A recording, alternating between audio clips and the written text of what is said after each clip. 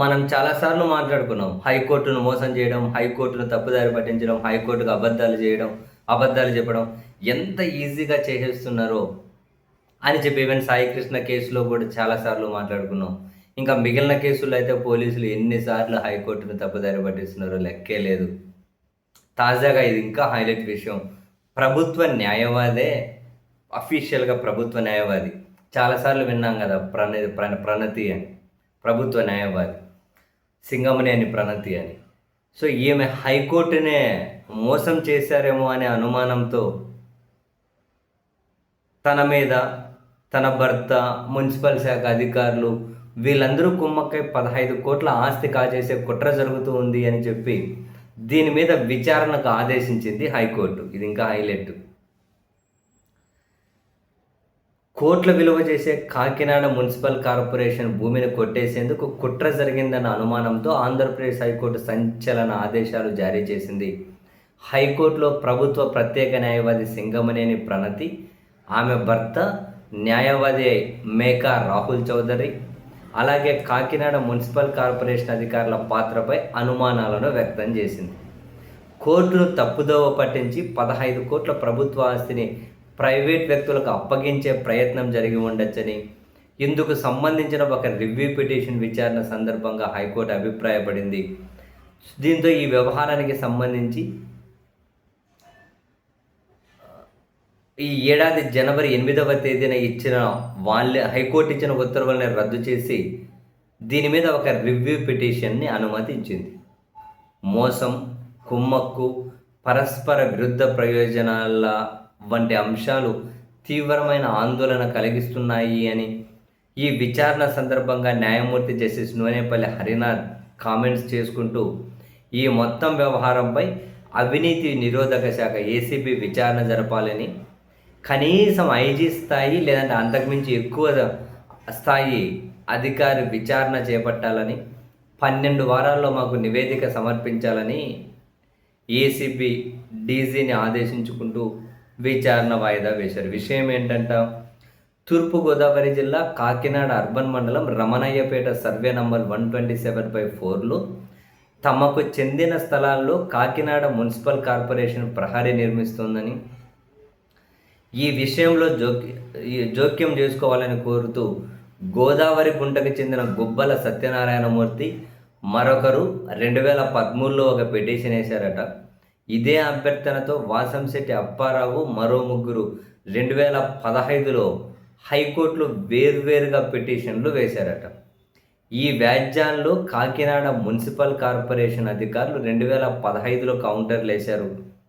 పిటిషనర్లు ఏ స్థలాలైతే తమ స్థలాలుగా చెబుతున్నారో వాస్తవానికి అవి ప్రజా ప్రయోజనాల నిమిత్తం విడిచిపెట్టిన స్థలాలని, వాటిని కాపాడాల్సిన బాధ్యత తమపై ఉందని కార్పొరేషన్ అధికారులు కౌంటర్లలో పేర్కొన్నారు. సరే, బాగానే ఉంది. ఇదిలా ఉండగా కాకినాడ జయేంద్రనగర్ నివాసితుల సంక్షేమ సంఘం ఈ వ్యాజ్యాల్లో ప్రతివాదిగా చేరిందట. పిటిషనర్లు తమవిగా చెబుతున్న స్థలాలు వాళ్ళవి కావని, అవి ప్రజా ప్రయోజనార్థం మున్సిపల్ కార్పొరేషన్కి మా సంఘం బహుమతిగా ఇవ్వడం జరిగింది అని హైకోర్టుకు నివేదించింది. బాగానే ఉంది. అయితే ఈ ఏడాది జనవరిలో ఈ వ్యాజ్యాలు మరోసారి విచారణకు వచ్చాయి. పిటిషనర్లు చెబుతున్న స్థలాలు తమవేనని 2015లో దాఖలు చేసిన కౌంటర్కి పూర్తి వ్యతిరేకంగా కాకినాడ మున్సిపల్ కార్పొరేషన్ జనవరి 6న మరో కౌంటర్ దాఖలు చేసింది. పిటిషనర్లు చెబుతున్న స్థలాల విషయంలో మేము జోక్యం చేసుకోబోమని, అదే రీతిలో ఆ స్థలాలపై మాకు ఎలాంటి హక్కు ఆ స్థలాలపై మేము ఎలాంటి హక్కు కోరడం లేదని జయేంద్రనగర్ నివాసితుల సంక్షేమం సంఘం తరపు న్యాయవాది కూడా హైకోర్టుకు నివేదించారు. మున్సిపల్ కార్పొరేషన్ తాజా కౌంటర్ని పరిగణలోకి తీసుకొని ఈ వ్యాజ్యాలను పరిష్కరించాలి అని ఆ సంఘం న్యాయవాది కూడా కోరారు. దీంతో ఇరుపక్షాల అంగీకారంతో హైకోర్టు సింగిల్ జడ్జి ఈ 2 వ్యాజ్యాలను పరిష్కరించేశారు, అంటే క్లియర్ చేసేశారు వాటిని. పిటిషనర్ల స్థలాల విషయంలో జోక్యం చేసుకోవద్దని కార్పొరేషన్ అధికారులను ఆదేశిస్తూ 2026 జనవరిలో ఉత్తర్వులు ఇచ్చేశారు. అయిపోయాయి. ఇక్కడ అసలు సినిమా ట్విస్టు. ఈ ఉత్తర్వులను సవాల్ చేస్తూ జయేంద్రనగర్ నివాసితుల సంక్షేమ సంఘం ధర్మాసనం ముందు అప్పీల్కి వెళ్ళింది. మీకు పైన వాళ్ళ సంఘం తరపు న్యాయవాదే కదా, మాకు సంబంధం లేదని చెప్పి అన్నారంటారా? అదే మరి ఇక్కడ ట్విస్టు. ఈసారి ఈ సంఘం ధర్మాసనం ముందు అప్పీల్కి వెళ్ళింది. వీటిపై విచారణ జరిపిన ధర్మాసనం సింగిల్ జడ్జి ముందు రివ్యూ పిటిషన్ దాఖలు చేసుకోవాలని ఆ సంఘానికి సూచించింది. దీంతో జనవరి 8న ఇచ్చిన ఉత్తర్వులను రివ్యూ చేయాలంటూ జయేంద్రనగర్ నివాసితుల సంక్షేమ సంఘం పిటిషన్ దాఖలు చేసింది. ఈ సంఘం తరపున న్యాయవాది చల్లా వెంకట్ వాదనలు వినిపిస్తూ పిటిషనర్లు, ప్రభుత్వము, మున్సిపల్ కార్పొరేషన్ అధికారులు అండ్ మా తరపు న్యాయవాది వీళ్ళందరూ కుమ్మక్కై ఆస్తిని కాజేయడానికి ప్లాన్ వేసి కోర్టును తప్పుదారి పట్టించారని చెప్పి విన్నవించారు. ఏంది ఇదంతా?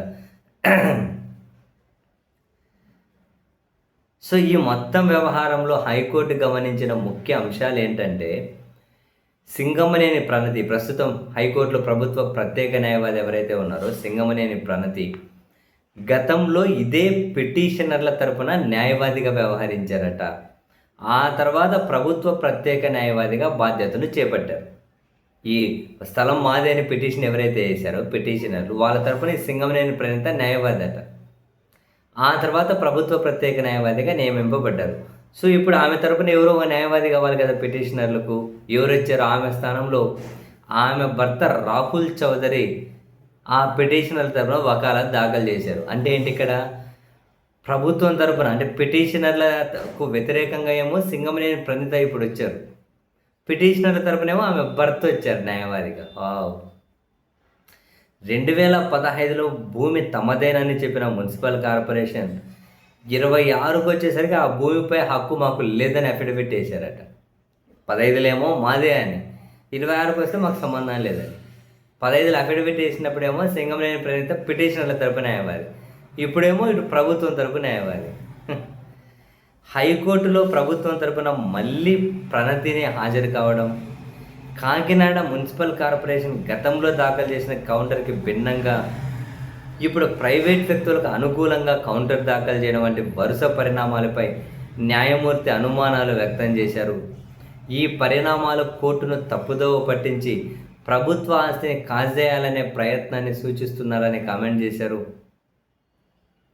ఈ కేసులో ఆయా పార్టీల తరపున హాజరైన న్యాయవాదులు వ్యవహరించిన తీరు వృత్తిపరమైన తీవ్ర దుష్ప్రవర్తన, కోర్టును మోసం చేయడానికి చేసిన ప్రయత్నం అన్నారు.